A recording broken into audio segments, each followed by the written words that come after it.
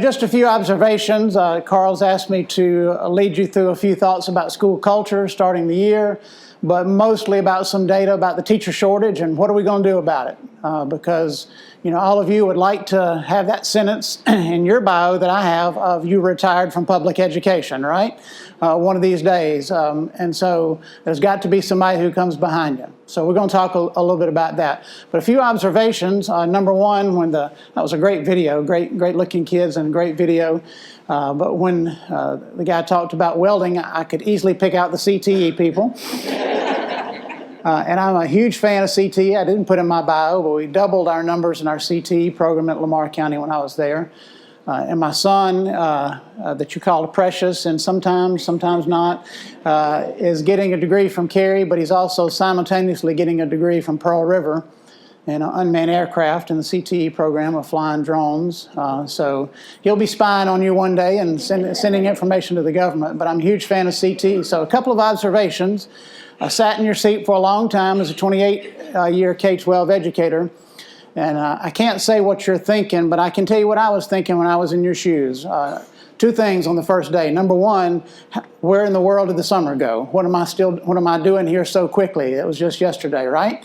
And can I do this? The second thing is I've got a whole lot to do, so they better not talk too long.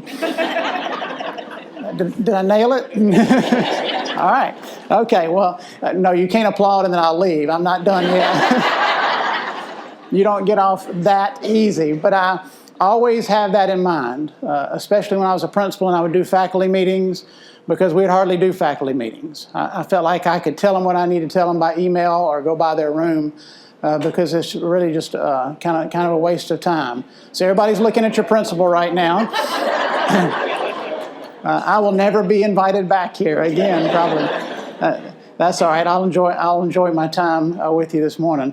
Another final observation before I get into what we're going to talk about this morning. I took a great picture a while ago with the music going, with everybody in their hats and everybody smiling. So what I want to do is send that picture to Mr. Merritt and let him send it out to all of you. I want you to save it somewhere, and then about May the 10th or May the 15th, I want you to reassemble and take another picture and have a before and after picture. Because people can criticize, and people do criticize education and what in the world they're doing. We're probably paying them too much, and they just don't have a clue, do they? Where are our bus drivers? All right, thank God for them.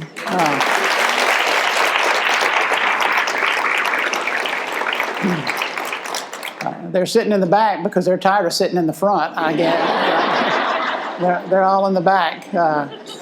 Greatest people in the school district sitting right back there. And I'm going to tell you, bus drivers, and you already know this, but if everybody else doesn't, I'm going to clue them in. Bus drivers can take the temperature of the culture of the school before anybody else can. And as a school principal, for 10 and a half years, I always was either at the buses or my assistant principal was at the buses. We didn't assign that to teachers. We didn't give teachers checking in the bus duty, because we stood right at the door when it would open, because invariably every day, at least one out of the 30 or 35 buses, the bus driver would motion for me to come on there, and either we had a problem, which that's not uncommon, but usually they would say, you need to check on this student. They had a problem at home. This one was crying when they got off. I know the family, because a lot of, it may not be the same way here, but in Lamar County, a lot of the bus drivers lived in the neighborhood of where they drove. So they didn't just know the children, they knew the culture of people around where they lived. I had one student one time who was a constant, frequent flyer in my office. Where are the principals in here? You've got those students that know exactly where to come sit in the office. They have their own chair, right? They may come in and say, hey, you got a new plant. I noticed that, because you probably even have a picture of them on your desk because they're like family. But this one child, or young man, who's in 8th grade, and it was about his 50th bus referral at least during that year. And I finally just said, Stephen, what in the world are we going to do? And he said, well, I don't know. Aunt Shirley and I just can't get along. And I said, wait a minute. You mean to tell me that bus driver is your aunt? He said, yeah. So for 3 years, I have been dealing with a family squabble and did not even know it. So thanks for having me this morning. We're going to get into some information that I hope is not just a waste of your time and you're thinking, well, I need to be doing other things, because the things that you do in the next couple of days is going to set the tone for the year. I heard a powerful phrase one time that however you start the first day is how you're going to spend the entire school year. You know, that's important. When the students walk in, is everything like it needs to be? Because, you know, they're impressionable and they're going to take the cue from you in the very first day they walk in. So you really need to be there. I won't go into any more of my background because Mr. Merritt did such an eloquent job of reading. But I will tell you that my family's all public school. My wife retired as a special education director, but long before that, my dad, who was a United Methodist pastor, and I felt real comfortable pulling up here and seeing the United Methodist Church here on the corner. My family and I go to a Baptist church now, but my roots are in the Methodist church. And we were in a Methodist church in the Delta where I was born, in the big town of Rolling Fork, Mississippi. Anybody ever heard of that little, don't blink when you go through it because there's not much, I don't know if there's a stoplight there. But at that time, several years after I was born, was when integration first started to come in. And there was a movement in our community to form a private school in the church where my father was a pastor. And he towed the line, and we didn't do that. We went to public school. So consequently, we got moved from that church to another church, but that was okay because it all worked out coming to South Mississippi, and I am forever grateful.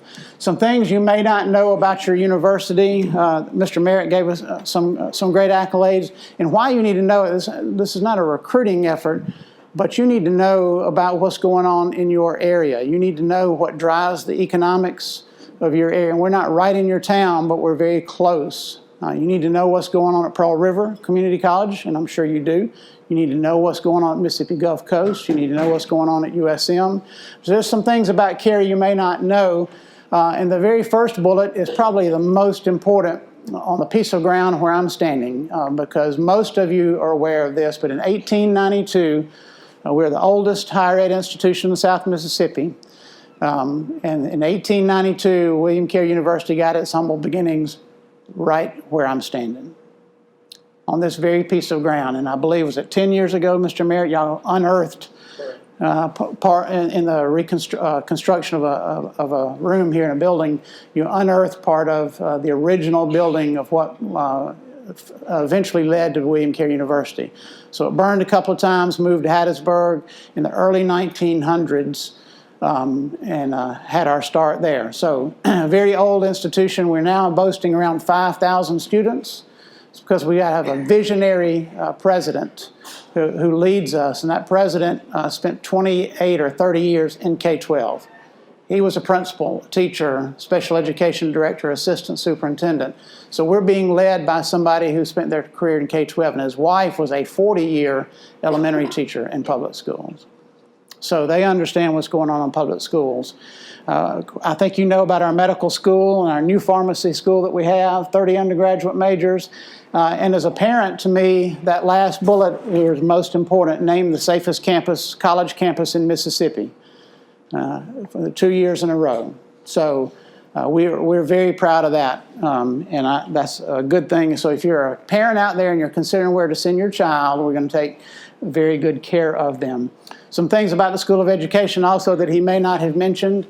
The School of Ed, out of that 5,000, we're about 30% of the entire university. The next largest department is about half our size. We average 1,200 to 1,300 for fall enrollment between our graduate and undergraduate program. I hope that the press release, I really don't care if our enrollment goes up, but I am very excited that I may get to do a press release that says for the first time in maybe 6 or 7 years, our undergraduate population increased. We're doing a good job with alternate route. We got the largest alternate route program in the state. We're doing a lot of other things great with the graduate programs, but we need to be producing teachers who come through as undergraduates and student teach and get a great foundation. And we're just not attracting them. Nobody's attracting them. We're going to get to that in just a minute, but I hope that we're able to do that.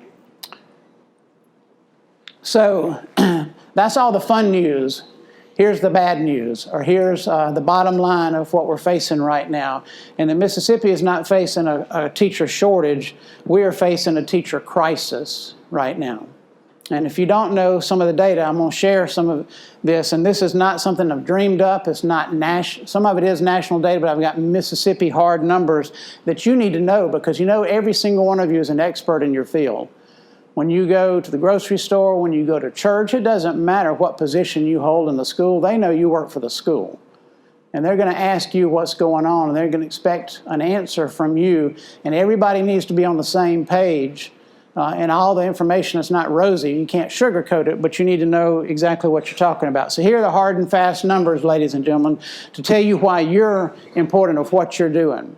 Because you know this is a great place, and the teacher shortage is not impacting Poplarville like it's impacting my birthplace of Rolling Fork and places in the Delta and other schools. Do you have any openings right now that you haven't filled? One? We'll go to some. We're going to 15 different school districts in the next couple of days, and most of those districts will probably have 10 or 15. I talked to one person this morning, one of our professors, Dr. Kim Benton, former assistant state superintendent. She's going to a district not too long from now that has turned over 70% of their staff from one year to the next. Could y'all imagine 70% of the people gone? So you live in a bubble. It's not perfect, right? But you live in a bubble. It's not impacting you like everywhere else. So in 2007, this information is linked right here. So if Mr. Merritt wants to ever share this, y'all can look up any of the stuff I'm talking about. 2007 MDE licensed about 7,000 teachers in 1 year. Initial license, then fast forward 10 years after that, and that's not a long period of time when you're looking at data trends. 10 years after that, it went from 7,000 to 603. Does that not scare you? That's the real world, ladies and gentlemen. I was very proud. We did some of our own research to see out of that 603 how many were ours, and we did about 30%. Now, there are 15 colleges of teacher education, but we had a third. You throw in Ole Miss, Jackson State, Mississippi College, USM, a third of them were still ours, which I was very, very proud of that. So it's not just a Mississippi problem. In the nation, there's a 35% decline in people going into education across the nation. And look at that staggering shortage that's creating. 60,000 teachers were short last year, and they predict by the year 2018, last year, 100,000 teachers short across the nation. You know, there'll be many school districts all across this great state that have substitute teachers for the entire year. In chemistry, in physics, in special education. Where are my special ed teachers? Ooh, I could get y'all a job in any district. He better be nice to y'all because you are so marketable. You could get a job in any school district, anywhere you want to go, because there's just not people coming out in that field. So here are the barriers to teacher education. Number one, certainly public perception is a problem. And let me give you a little bit of data on the public perception of why people are not going into education. You've got the things that are listed on the screen that you probably all know: the test scores, the accountability results, the pressure, the public perception that you hear on the radio, all the fighting going on about education. But let me tell you two things that are startling. And one I have data to back up, and the other I just know because I've talked to enough people. One thing I have data to back up is that for the first time in our country's history, the first time this past year, more than 50% of the parents in the nation that were surveyed said they don't want their child to go into education.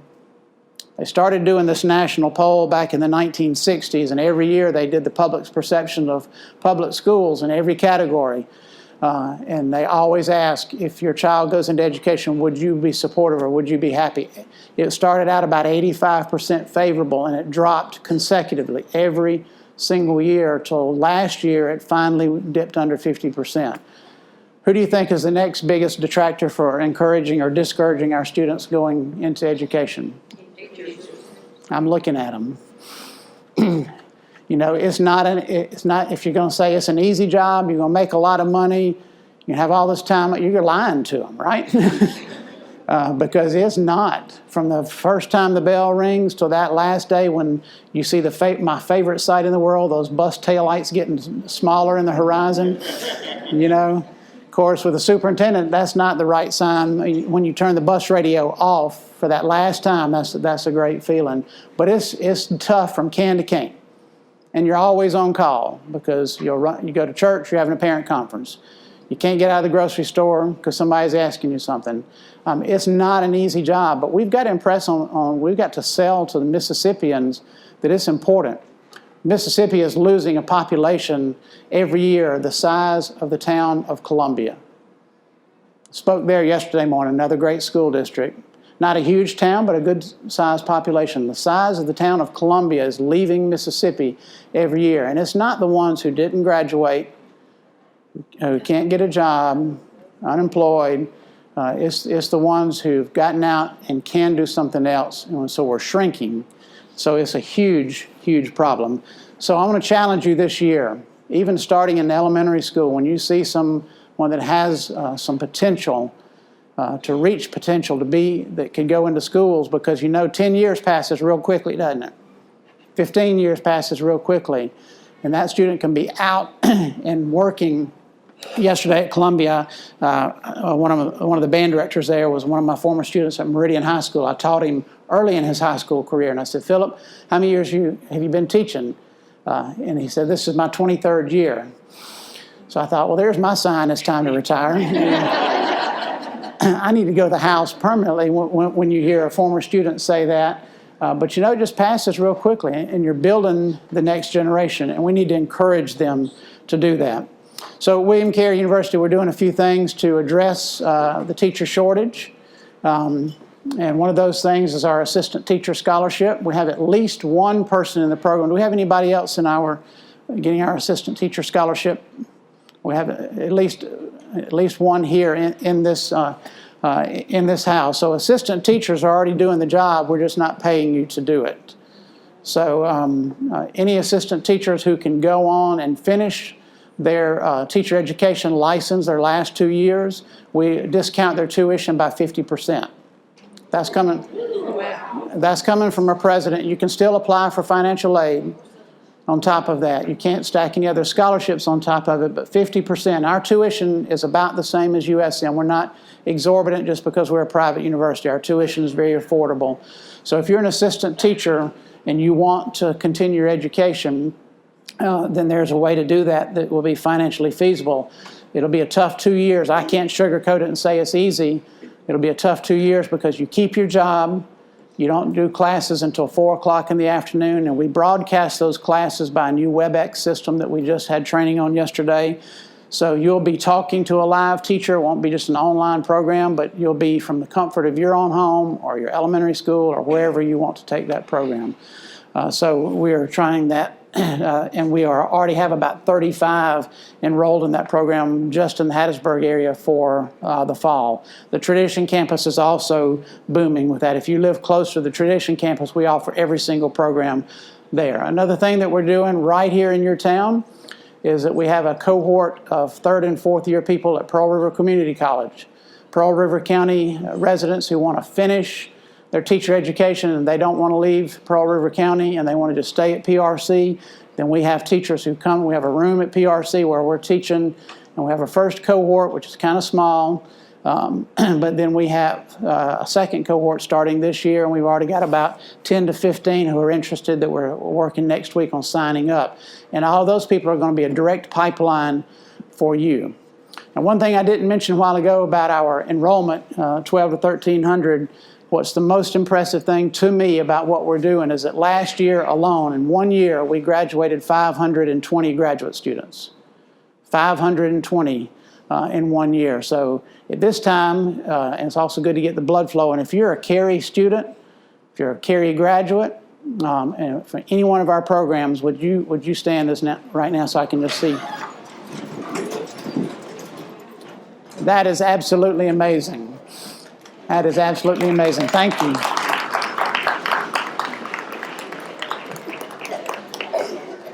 The last thing we're doing to combat the teacher shortage is also to do as many alternate route teachers as we can and to get them into the classrooms. And we do alternate route cohorts all over the place. If you're interested in earning your degree in administration certification, to go to the dark side with the rest of us and be an administrator, several of you in here and some of your new principals came through a cohort right here in your school district. We're starting one in the fall and on the campus of the Picayune School District, and it's not too late. So if any of you are interested in that and to drive to Picayune rather than having to drive to Hattiesburg to take ed leadership classes. All right, some more Mississippi data, and this is interesting to me. This is a study that was just released, done by Millsaps College, great institution in Jackson. And I know you can't see all the things on the left, but these are what Mississippians say are important to them. And you need to know what the people in your community think are important to them, because that drives and dictates how you educate their children. So for the last 5 times that they've done this survey, fixing the roads and the bridges has been the #1 concern of Mississippians. Now, I'm going to tell you, I have that concern too, because I drive all over the state, and it's just horrible in some places. We had to shut down, a lot of bridges. School bus drivers can relate to this. If you start shutting down, say, 5 or 10 bridges in Pearl River County, then your bus routes just got twice as long, because there's only so many ways that you get some of the houses. So that's absolutely a problem. But the second thing that was most important to Mississippians, 21% said that more funding for public education. So our Mississippians believe that, and the most important thing about that is that you look at the trend line. 5 years ago, or 5 times ago when they did that, it was only at 14%. So every time they did that survey, it got a little higher, and now it's creeping into being the most thought about and talked about. And we're facing an election right now where we're about to replace our governor, who drives policy for the state. We're going to replace our lieutenant governor, who sets the table for the Mississippi Senate and has probably the most power of any position in the state. And we're replacing the Secretary of State, who one of his or her duties is to manage the 16th section land, which is a huge influx of money for school districts across the state of Mississippi. So I'm certainly not here to tell you how to vote. I'm worrying the good Lord every night about let's get the right people. But I think for the first time, teachers in Mississippi are going to rise up and say, you know what, we're going to have a little say in this. Because if every teacher in Mississippi just flexed their muscles and went to the polls and did what we thought was right, then somebody's going to hear our voice, and I think it's past time to do that. A little bit more Mississippi data. And this first bullet is extremely important because you need to know about your community. And this is a nationwide trend by all polls. People across the nation and in Mississippi think that education is going down the tubes. If they said, what grade would you give education across the nation, they would say a C or a D. And that's the general rule that what people respond to. But then when they say, well, how's your local school? Overwhelmingly, they always say, well, my local school's great. They do a good job. We're proud of them.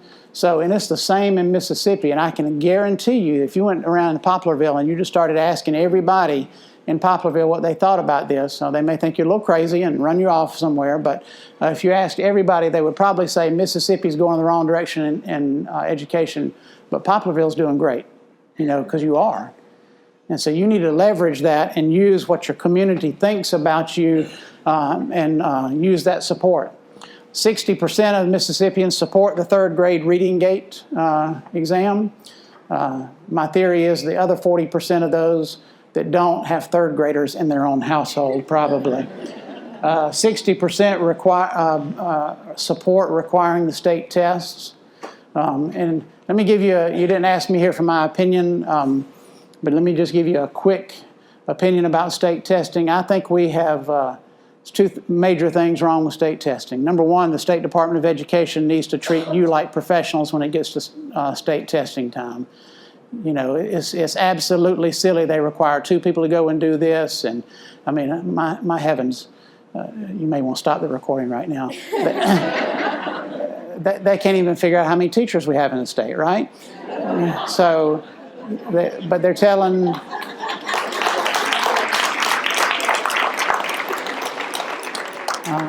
See, I'm retired. I can pretty much say what I want to say. It's a great benefit. But they treat you when it gets to state testing like you're a criminal. And I think that if that went away, the stress that all of you endure during that time would not be passed on to the students. And I think we have made our students, we're not testing any more now than we were 5 or 6 years ago. The stakes are a lot higher, but we're not doing really any more, but it's gotten so intense that we're worrying our kids to death. I think we're creating a negative impact on our children. So a little bit of advice. If I could go back 34 years, and boy, I'd do a lot of things differently. Would you not? If I could go back to yesterday, I would do a lot of things differently. Hindsight is great. So just a few things I would leave you with that I would do differently after 34 years in the career. Mr. Merritt just said he had 42 years. He may not want to know everybody to know that.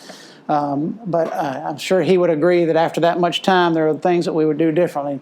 Number one, I'd try to communicate more in a positive manner all the time, especially as a school principal when I had 1,100 middle school kids. Has anybody ever been trapped with 1,100 middle school kids? Just one or two people? Yeah, it's just, you fear for your life at times. But you have to approach it in a positive manner. Let me give you a statistic, some research to think about next week when those children come bouncing in. What day next week do you start? Tuesday. Everybody's got that date, don't they? and nobody said it with enthusiasm either. A little bit of data. Communication is 93% nonverbal. So it's not what you say. So if you're sitting there with your arms crossed, if you're frowning, if you're looking at your watch when you're at a parent conference, parents want your undivided attention, right? Because you're talking about the most important thing in the world to them. But if you look disengaged, so when those children show up and you don't have a look in your eye that you're ready for them to be there, they're going to see it because 93% of what you're communicating is nonverbal. I love the book of James. I think it's my favorite book in the Bible. If you haven't read it, I would read all 5 chapters every night from now until Tuesday because it tells you you need all that fuel you can get. It tells you how to act, basically. One of the verses, chapter 1, verse 19, says to be slow, quick to listen, slow to speak, slow to become angry. That's 3 hard things to do in education, isn't it? I did the opposite real good, I was quick to become angry, quick to judge something, jump to conclusions. But sometimes we just have to listen and be slow to speak, especially in parent conferences. We have to be good listeners because they want us to listen to. So our negative thoughts can restrict your brain, limit your options. Positive thoughts increase your ability to add value to others. And this last bullet here, I'll dwell on for just a quick second. If you're a positive person, you're going to attract people to your class. As a middle school principal, I'd have some students who were troubled, but they could go to one room and I might see them 5 times in a week for a problem. They go to the room right beside it and I'd never see them. It's because that teacher had a relationship and had a positive approach to life and to them. Some other data about what positive living does for you. Positive people live longer. So let me give you that little tidbit because you need to file that in the back of your brain. The next time a negative person is chewing you out or being nasty or you just really want to escape that negative person, just smile and think in the back of your mind, you're going to die before I'm going to die.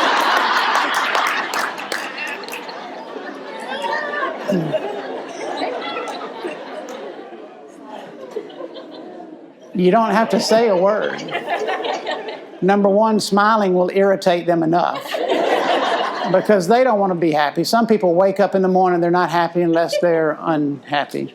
So positive people live longer. Marriages are more successful when there's a 5-to-1 positive to negative ratio, not a 1-to-1. Not chewing your spouse out and then saying, oh, thanks for doing that. 5 positives to 1 negatives. Some of you are right now texting your spouse, aren't you? You're trying to catch up. So if you've done 2 or 3 negatives, then you've got 15 to go before tonight. Positive people also live better through stress. Some ways you can increase your positive thinking. Engage in activities that bring you joy. Smile and laugh often. You know, it takes less muscles to smile, and it's infectious. And even if people don't smile back, it leaves an impression to them. And this last sentence, express gratitude. Every single person in this auditorium, including me, especially me, is here because somebody did something to help you get here. Right? And how many ways do we have to communicate now? Writing a letter is long gone. You can email, you can message them 18 million ways on social media. I want to challenge you today before the sun goes down to find one person that you haven't thanked for doing something to get you where you are and send them a message. It'll change you, but it also will change them. Express gratitude more. Some other things I would do if I could do it over again is to not underestimate my students. How many of you have seen a student that you thought was just going to head in the wrong direction, and the next time you turn around, my gosh, they're in charge of something? It's one of the most exciting things ever. Let me share a brief story about one student. And no, he didn't dress like this at Oak Grove Middle School. I will show this slide Monday in Holly Springs, Mississippi, and they won't even know who the USM mascot is, probably. But I had a young man in the 6th grade who had to walk up to him about the 2nd or 3rd week of school and whisper in his ear that he needed to come with me because he was being removed for class. And he wouldn't leave, and he wouldn't leave. So finally I came back, I whispered again, and I said, you need to come with me, or I have a resource officer outside in the hallway that's about to come remove you. And I wasn't bluffing. I mean, we had to remove the student. I was praying the whole time that he would listen. He finally did come with me, and we dealt with whatever problem it was. He stayed in our behavior class, our day treatment class, for a couple of years, and every year he got a little better. Every year and then he got in high school, and he started getting involved in the FCA and some other good organizations, started getting involved in church. Every year he got a little better. Well, he spent 4 years at USM as the mascot. I know you're not supposed to reveal who it was. I won't tell you his name. But for 4 years, he was the USM mascot. And the most impactful thing that's probably happened in my career, when he got ready to graduate from college 2 years ago, his aunt, who ended up raising him, called me at William Carey one day. I answered the phone. She said, Michael graduates next Tuesday from USM, and he wants you to sit with the family. Now, I didn't think I had done anything other than chase him for 3 years. But you chip in and you do what you can, but it's not up to you to decide how they're going to turn out. You didn't create them, somebody else did. It's our job to encourage them and do everything. They're not all going to make that success story, but you need to do your part. Some other suggestions: that we need to be working in teams. Some people like to work in isolation. You're in the wrong field. If you like to work by yourself and only work good by yourself, I hate to tell you, but you're in the wrong field. You need to leave. A key to a successful, not that we have anybody to hire to replace you. Mr. Merritt saying, "Oh, don't listen to." We'll work with you. One of the most best attributes or characteristics of good teams is to have collaboration during the day. If you have a team of teachers, a team that you're working with, and that's hard to create. But let me tell you what, the worst time to try to collaborate and look at data and make plans to do better is at 3:30 in the afternoon. You don't even remember what you've done for the day. You're just doing good to find your keys and find your way home at 3:30. So you need to try to do it during the day. There are a lot of good advantages to working in teams, and I'll only mention one: support for new teachers. Well, I won't ask you to raise your hand. I'll embarrass you. We have some people in this room, I feel sure, that are in their first year of teaching. All right, I don't know about you and those of you can remember your first year on the job, but I feel like I need to call and apologize to every single student I taught at Meridian High School.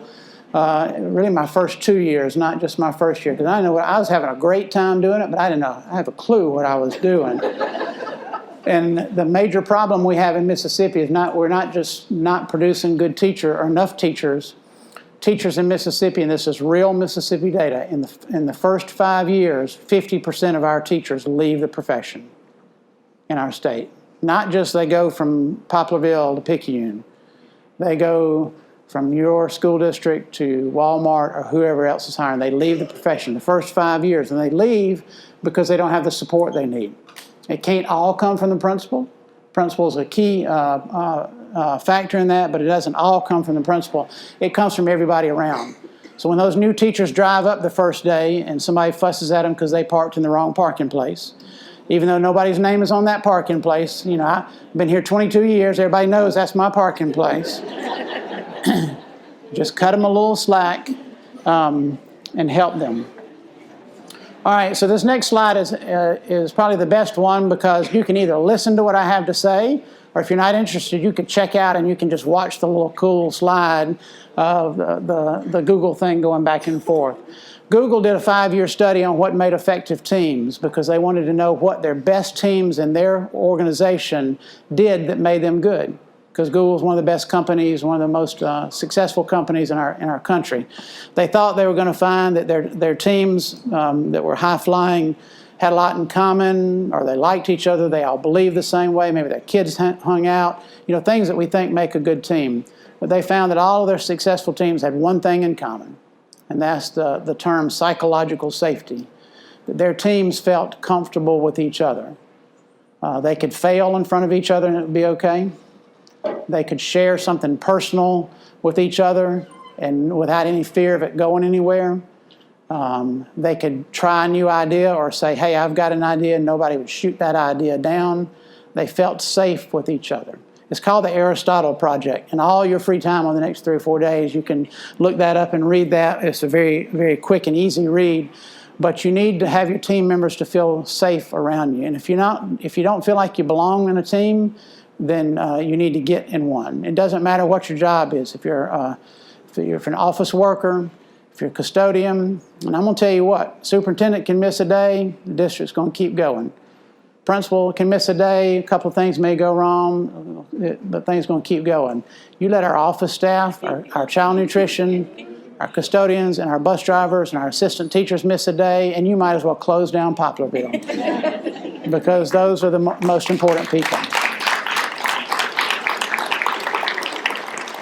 This is a good book that could help you if you want to do a book study with your team and about what makes a great team. It's called The Power of Positive Team by John Gordon. He writes some really good books. Another suggestion is to pay attention to your school culture. And your school culture, loosely defined, is how you do things around here. And school culture is built over, you can't say, well, this year we've got a new culture. Well, no, you don't. You may have a new idea. You may have a new plan, but your culture is what you've done for the last 5, 10, 15, 20 years. It changes very, very slowly. So you can slowly implement it. You can say, well, we got 2 brand new teachers and everything's going to be great. Well, that's a great start, but in 2 or 3 years, you'll be able to decide if you have a good culture. So this is what culture looks like. What do your hallways and your classrooms look like? This school right here has a good culture. I was here over the summer. Mr. Merritt had done an article about William Carey starting here, and they had me up to do a couple of quotes. And you look like any other school in the summer. Everything's out in the hallway. Everything looks like it's blown up in here, right? Because you're getting it ready for the school year. But walking in today, everything looks great. You know what? And this how old is this building, Mr. Merritt? 1922. 1922. We had some buildings in Lamar County, unfortunately, that old. And my middle school that I had, some of the buildings were not quite that old, but almost that old. You know, we have to use whatever we have, right? We can't just tear this down and get a new one. So you've got to use what you've got, but there's no sense in a building not looking good. I get mad when I walk in school buildings and see dirty bathrooms and hallways that are not inviting to children. So what our classrooms look like? What are the relationships amongst your staff? How are newcomers treated? Not just the teachers. I mentioned that a while ago. What about a new student that's not from Poplarville? You know, you have those all the time because this is a good community to move into. What about new parents that are not in all the PTO meetings or at church and everywhere else? How are our newcomers treated? The relationships between you and your administration. How our struggling students are treated. Relationships with the parents. And how our successes and our accomplishments are celebrated. This has a good school culture because I'm looking at people with, I guess that's giraffe. Is that giraffe horns y'all have on? Because you like to have a good time. So your culture is already celebrating that you want to be here. So you got two kinds of school culture. You got a positive culture and you got a negative culture. Positive culture all the way back to the book of James, again, chapter 3, verse 18. Peacemakers who sow in peace are going to reap a harvest of righteousness. But you could flip that around and say people who sow in bitterness and who sow in gossip, constant complaining, that's what they're going to reap as well. So we've got to stay in a positive culture that where you trust people and you allow people grace. Raise your hand if you're perfect. Okay, thank you. I had a preacher one time tell me, if you find a perfect church, don't join it. You're going to ruin it. Because we don't have any perfect people, no perfect organizations, but we do have grace. All right, so let's get over to the other side of school culture that we'll start to end with, and that's the toxic school culture. Now, I would also contend, although I can't say I know what you're thinking, I see a bunch of you grinning and smiling, even punching each other, because most of you put a name on that red face, didn't you? So you just got to hope and pray that, I hope they didn't say it was me. I hope I'm one of the yellow faces and I'm not the red frowny face. It only takes one person within a team or within a building to start bringing down the morale and the culture of that building. So toxic cultures, that you have negative relationships, that you don't trust and you don't care about people. The buildings look bad, you criticize everybody for everything, you judge each other, you don't have expectations. Children walk in your room and you say, well, I had your sister 3 years ago, so this is not going to be a good year. Well, it's over, you know. And you might be right.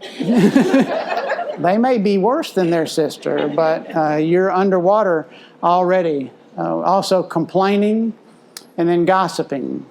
You know, that neither one of those solves a single problem. Toxic people also wish you were somewhere else. And you know, this is not a perfect school district, but let me tell you what, if I could put you in a bus driven by those fantastic people in the back, load you all up, I could give you a tour of about 3 or 4 districts, not very far from here in places, and you would tell the bus driver, please get back to Poplarville just as quick as you can get back. So you can wish you were somewhere else, but it doesn't mean it's going to be any better. It's much better just to make where you are good. And in closing, I'd like to tell you that if I could do it again, I absolutely would. If somebody said, all right, you can go back to 1982, it's the fall of 1982, what are you going to major in? I would do some things differently. I would hopefully not make some of the same bad mistakes, but I'd absolutely do it again. And it's because the relationships and meeting people like you, encouraging people, watching students be successful, no other profession offers that. I'm going to leave you with one thought, and I didn't put this on the slide, and I hope it'll stick in your brain. I want you to write this down somewhere and kind of look at it every day. And I want you to look back at it at the very last day of the year. On the last day of the year, I want you to think about the phrase, I would still choose you. Because on the last day of school, when those children are on those buses and they're getting smaller on the horizon, I want you to imagine, are they going to be thinking when they get on that bus that they'd still choose you as a teacher? They don't have any choice right now. But if they had to choose again, if they had a choice, have you made it in a year, such a year, where they would still choose you? Would parents stop you in Walmart or at Ward's or wherever and say, you know what, I wish I had you all over again as a child? But I also want you to think about it this way.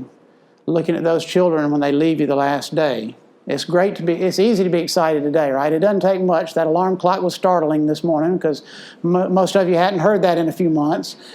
But that was a little difficult. But it's easy to get excited today. But by January and February, it gets tougher and it gets tougher and tougher. That last day in May, can you look at every child and say, I'd still choose you to be in my classroom? It's a powerful thought. With the grace of God, you can do it. You're in a great place. And God bless you as you start your school year. Thanks for letting me spend time with you this morning.